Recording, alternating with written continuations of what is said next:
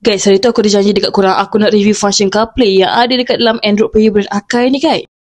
Pada pandangan korang nak pasang Android Player ni sebab nak guna function YouTube je kan? Nak dengar lagu ataupun tengok kartun untuk anak korang. Mesin ni aku nak tunjuk dekat korang satu function yang ada dekat dalam Android Player ni memang best gila. Android Player ni ada satu function CarPlay di mana korang boleh connectkan phone korang dengan Android Player ni. Macam phone aku jenis iOS, so aku boleh connectkan phone aku dengan Android Player ni. Korang boleh tengok banyak aplikasi yang sebiji macam dalam phone aku. Contohlah kalau korang tak nak guna function CarPlay ni, korang tekan je button bulat ni, dia terus pergi dekat home bahagian Android Player yang macam biasa guys. Korang boleh tengok kat sini dekat dalam Android Player ni ada banyak aplikasi yang korang boleh guna macam Joox, Netflix, DSP dan YouTube. Contohlah kalau korang nak buka location melalui aplikasi WhatsApp yang memang korang send, korang just buka je macam biasa. Ikut step yang aku tunjuk ni, tekan dekat bahagian bawah, lepas tu open in Maps, dia akan keluar detail location yang korang nak pergi. Lepas tu korang pergi dekat Android Player, korang buka dekat bahagian CarPlay yang ada Maps, dah settle. Lepas tu korang jalan lah kereta korang macam biasa. Korang boleh tengok dekat sini, dia terus tunjuk jalan location yang korang buka melalui WhatsApp tadi. Senang je kan, terus keluar dekat dalam Android Player, besar jelas, senang nak tengok. Siap ada instruction pula tu guys. So macam mana guys, kalau korang guna function CarPlay yang ada dekat dalam Android Player ni memang best gila. Tengok bila kita driver yang nak guna Max memang jelas kan, tak adalah sesat jalan lepas ni. So kalau korang nak aku review lagi, korang boleh je komen dekat bawah, okay?